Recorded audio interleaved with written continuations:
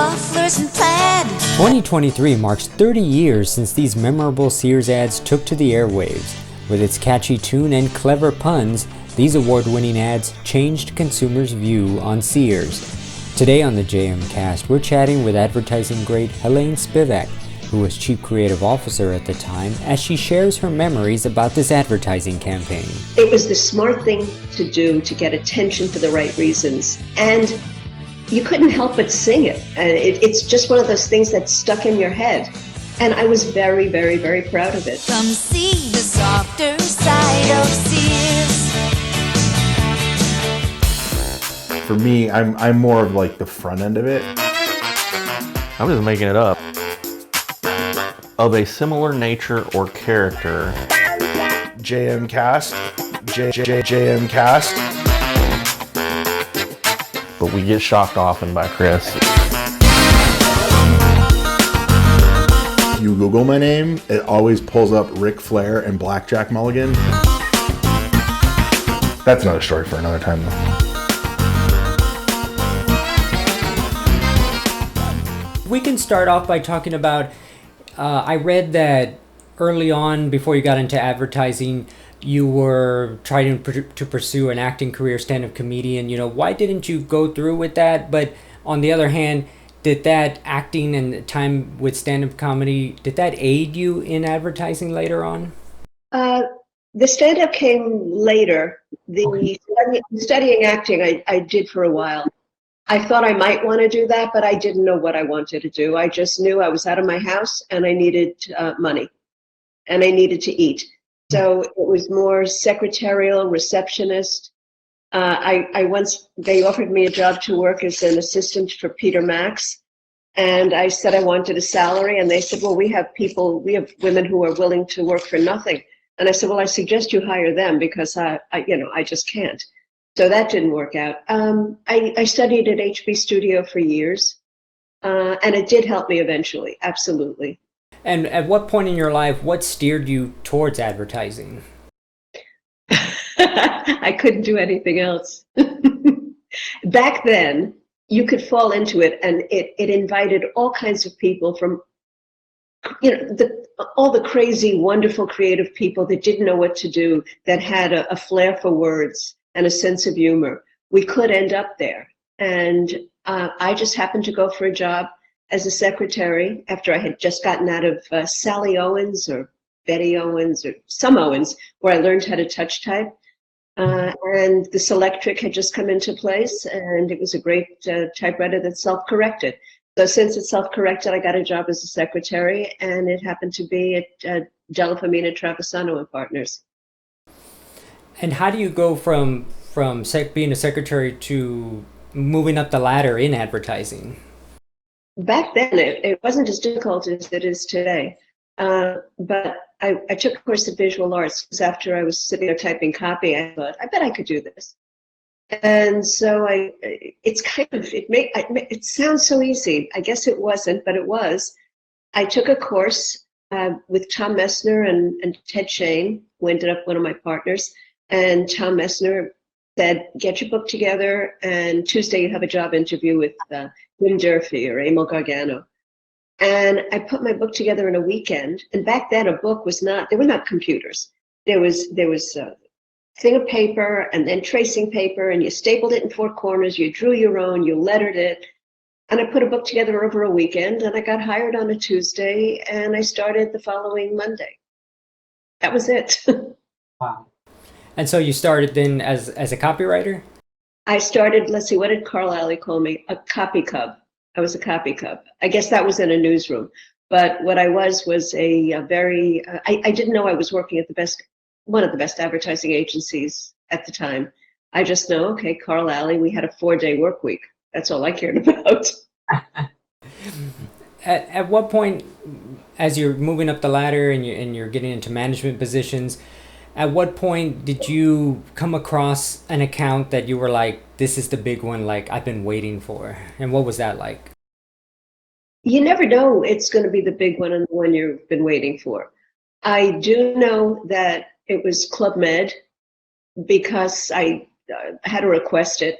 In fact, Ozzie Spenningsby the wonderful, wonderful head of production at Ammirati and Puris, said, Helayne, if you and Ted want this account, go ask for it, because 2 other people are going to get it before you if you don't. Took his advice, and that kind of put me on the map, that campaign. The world news, Club Med style. Oil spills along the coast. Foreign relations improving. Gold plunges overseas. Border dispute settled. Tensions ease in Gulf. And that's the way it is at Club Med. Early on, can you talk about what struggles you experienced or encountered, not just in your position, but also as a female, and how you, what you took away from those experiences and struggles? I wouldn't exactly call them struggles, because I have a big mouth and I'm not afraid to say what I need or want to say. And I only found out afterwards that there might have been some, disparity in salary. I mean, I just went for it. I didn't know if anybody was keeping me down, because I got ahead so quickly, because I was one of the few women. There were women in the creative department, but no one really that pushed into higher positions. But the reason I loved advertising is, at the time I thought it was gender blind, because your picture is not up there with your work is up there, your words are up there. And I did really well at the shows. The struggle, I had no struggles. And the advantage was I was in a miserable personal relationship. So I didn't mind being out of the house. I did not mind working weekends. I didn't mind having to work late. I mean, it was ideal. So the worse my personal relationship got, the better my job got. It was great. Early on, before you, I guess as you were still becoming comfortable in the field of advertising and kind of finding your own way, was there one person, maybe a creative director at another agency, someone that you admired, that you wanted to strive to get up to that level that they were at? I know he will get angry when I say this, because he always hates that I call him my mentor, but I owe my career to Tom Messner. He later left and started an agency with many, many names in it: Messner, Viteri, Berger, Carey, Schmetterer, WCRS, or something like that. He was my mentor. He hired me, basically taught me how to write by just throwing me out of his office and saying not good enough until it was good enough. And I learned, trial by fire. You're in the water, swim. The first time he did not pick up one of those red grease pencils, the kind where you can kind of go like that with the little string and you unravel them. The first time he did not pick it up and mark up my copy, I knew that somehow I had just learned how to write.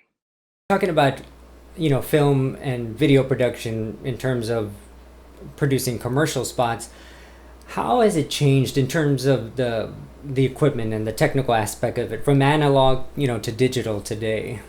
Well, it's not just the equipment that's changed. It's the people who are doing the films that have changed. They could be you. They could be my niece or nephew. I mean, it's a very democratic way of working these days. Anyone with any kind of camera or phone can post whatever they want to post.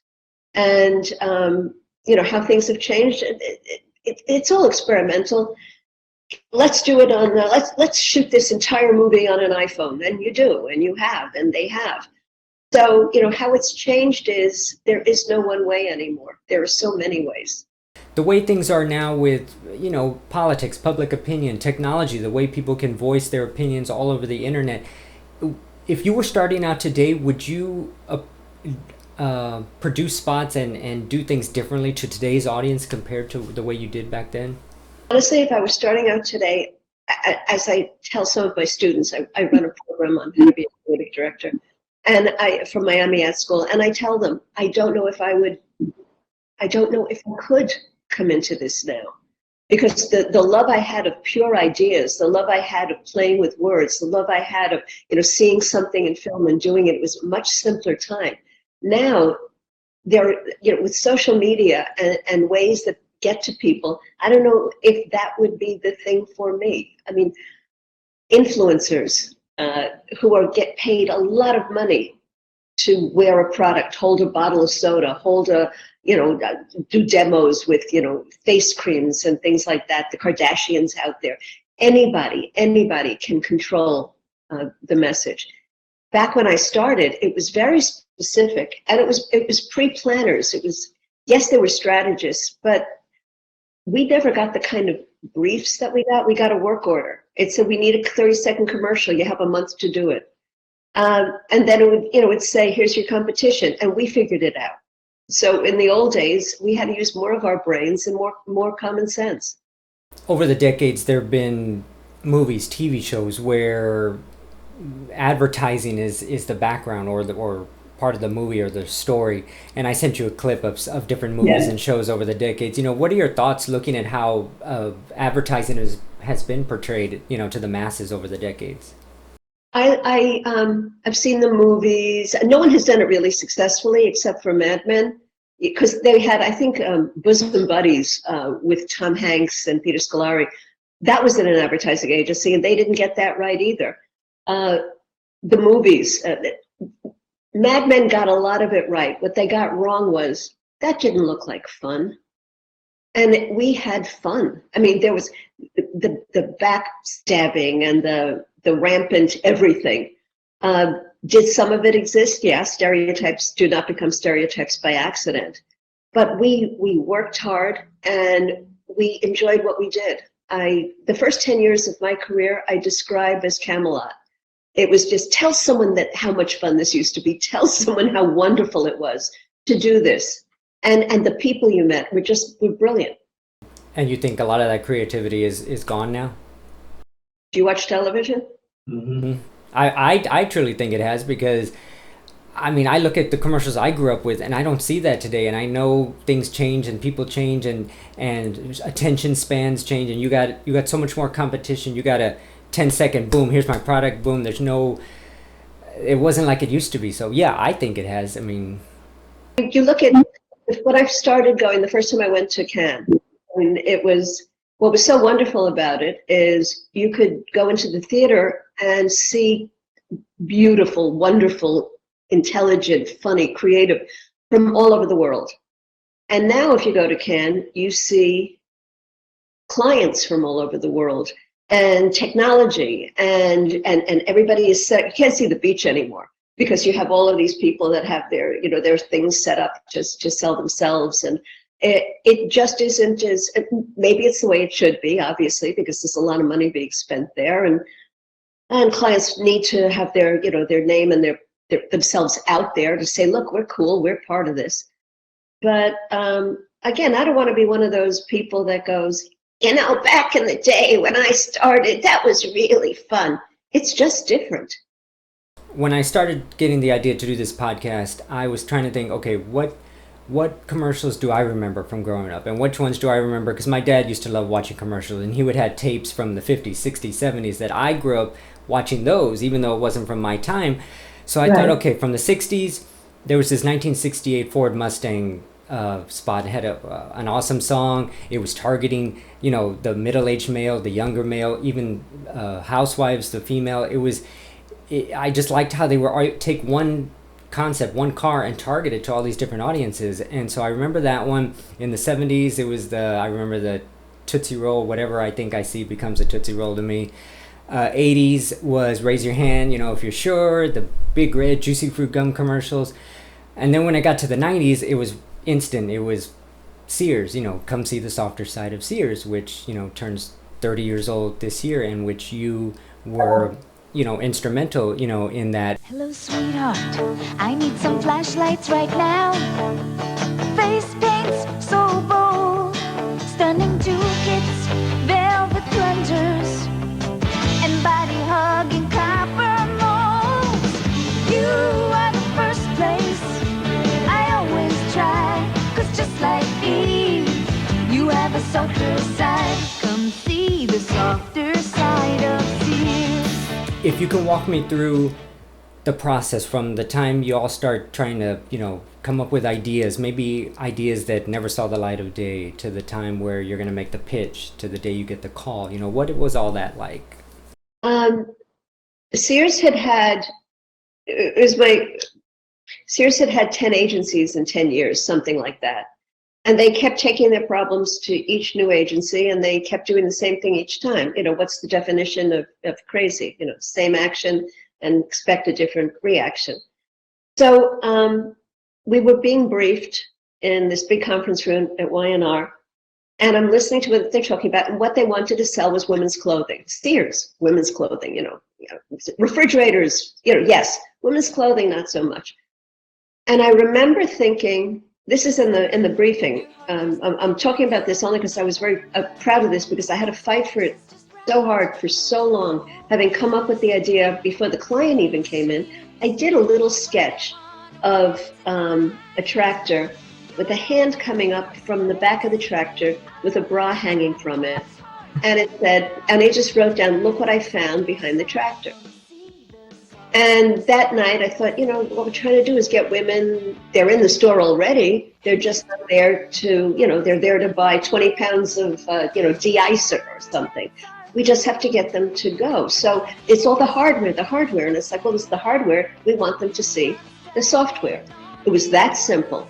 And it took months to get it through my own people. It took months to get it through focus groups. And part of the problem was the people that I was dealing with, not the creative people, they were all males of a certain age that had their own idea for how to sell to women. And they were wrong. And they also had a certain idea that they didn't want just that little piece of Sears. They wanted all of it. They wanted the, so there were two different ways. One were the elements of style, and the other was the softer side of Sears. And Y&R corporate wanted the elements of style because they could see with that you could get everything, style in the kitchen, style, and there's an expression, willing to fall on your sword in order to get something through. In the past, I wouldn't fall on anything larger than a toothpick. It's like, it's not worth it. I'm not going to, you know, kill myself over this. I was willing to fall on my sword for the softer side of Sears. We had a brilliant creative person, freelance. I think her name was Sue Reed. I'm pretty sure it was Sue Reed. If I'm wrong, I apologize, but she was a wonderful, wonderful jingle person. Jake Holmes, I believe, was the guy who wrote that, the jingle. When I heard it, it was always, you know, we have cables for cars, cables for sweaters, you know, that kind of juxtaposition. She came in with that jingle, I heard it, and I went, this is it. This is it. You'll be the first place. Took the boombox, took it to the president of the agency, the president of the not just the New York agency, but also the president of Inc. Took it to the new business person. I hit the button and I played it, and I'm thinking they're going to see the same thing I do. They start looking at their phone. There was a pause in the music. They started to get up, and I went, there's another chorus. And I turned it off eventually and looked at them, and they said, nah.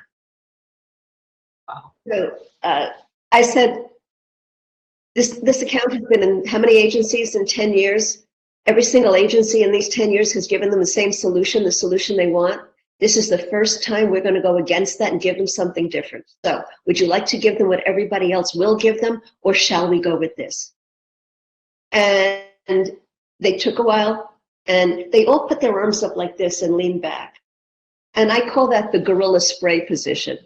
Now, I don't know what the gorilla does that for, but it is a known something that they do at a certain point, and I don't think it's about deciding whether or not to go with the jingle.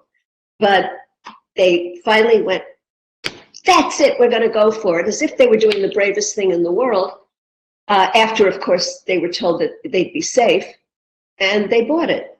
Now, I had the world's greatest producer, with Laurie Kahn, who took us, and a great director, great people, particularly Tom Shortledge. We did it with Chicago.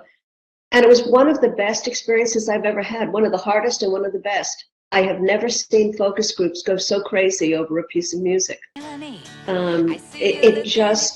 was perfect for the target audience. It managed expectations. It did not say Sears has changed, because they had a retrofit, a bunch of stores that if you walked in, the floor was sticky and there was nothing. There was just nothing around but, the hardware. And, for a while, it worked. Come see the softer side of Sears. I was in high school when that came out, and I loved it from that moment. I love the music. I love the, the play on words. You're talking about hardware, and she's messing with her earring, this kind of hardware, and Oh my God, you remember frames.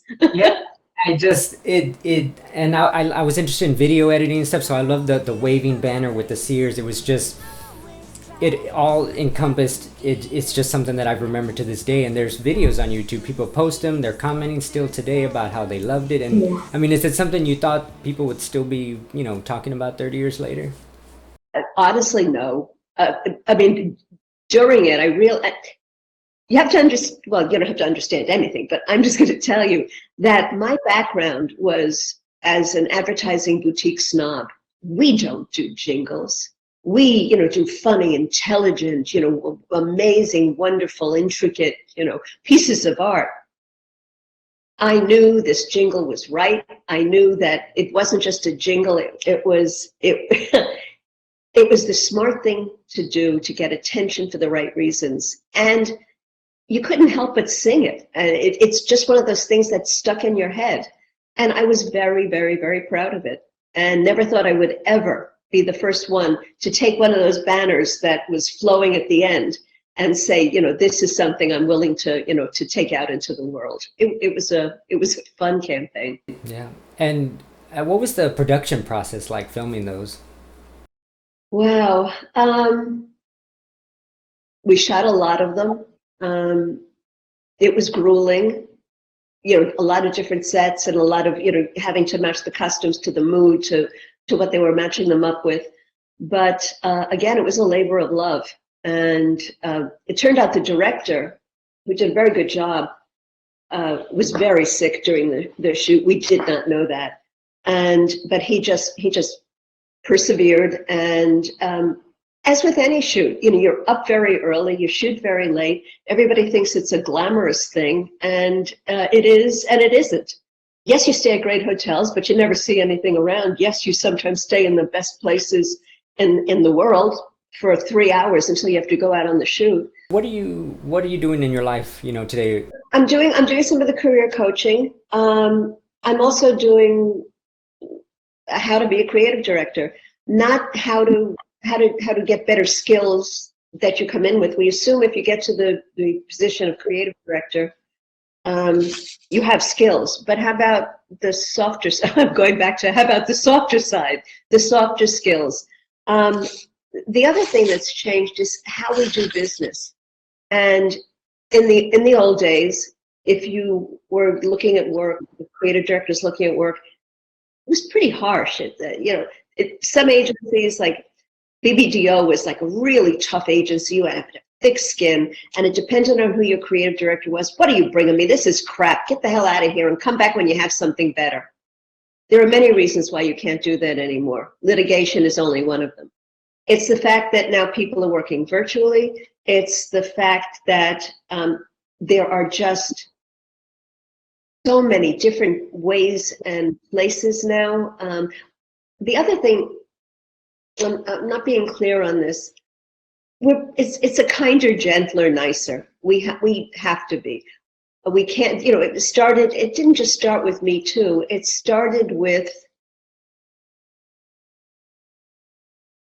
the next pendulum, I guess. It's harsh, and then it goes all the way to, going out of our way to be decent. I don't want to lose a sense of humor. To tell you the truth, in the old days, when we weren't so careful about what we said, if you could say something funny, if you could be funny, you didn't really care who you insulted. It was that laugh, and it was about being the brightest one in a group, and who could we sit in offices and just make each other laugh, and there were no boundaries.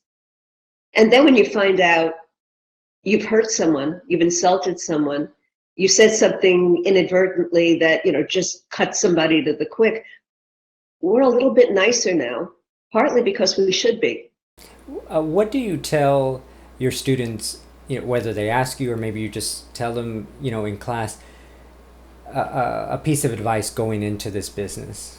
I tell them two things. The first, start saving your money now. I don't care, $5 a month, start saving now because you're on your own. The second piece of advice is the only person in charge of your career is you. You could be the most beloved person at an agency. Your account goes out the door and they will be in tears as they walk you out carrying your box. It's sad, but it's an economic reality.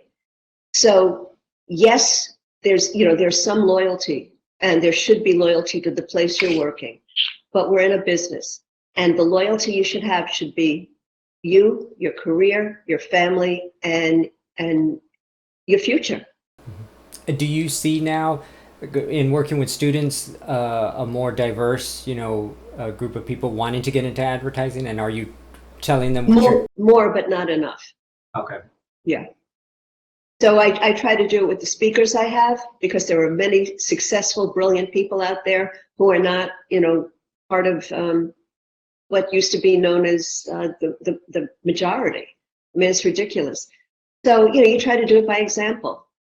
And to people coming up, I would just say there are so many more opportunities. Not opportunities that I might be able to come in now at this point in my life, because that was my day. And whenever I see somebody young and entering, I don't get it's not about jealousy, because I had such a great career. So I just look at people at this point coming in and I go, you know what? It's your turn. Are there students that you've worked with that have gone on to do these huge, projects and campaigns? The answer is yes. And also not just huge campaigns, but sometimes I just get a note that says, thank you for saying what you said that day. It changed my life. And I'm like, what did I say and when? And that's what I mean about being kind. You never know what word is going to come out of your mouth that will affect somebody. You never know that just by calling someone and saying, I saw your book and that was really good, that somebody stays in the business a little longer. So when you're in that position, and it's not just me, so many, we affect all the others that work for us and with us. I taught at Visual Arts. I taught at Miami Ad School. You never know. And hopefully I had a good influence and helped one or two people, move up. Yeah. If I had a pillow and if I were to embroider something on it, it would be this: the worst pain in the world is kicking yourself. Don't do it. There'll be plenty of other people willing to take aim at your rear end. You don't have to do it yourself. Definitely. Thank you so much, Helayne, for taking the time to talk with me. It was wonderful, hearing about your career and Sears, that campaign I've admired for a long time, and it was nice to talk to someone that was directly responsible for that. It's so nice to hear that after all these years, there's someone who remembers it and also remembers it. So thank you very much. This was a pleasure.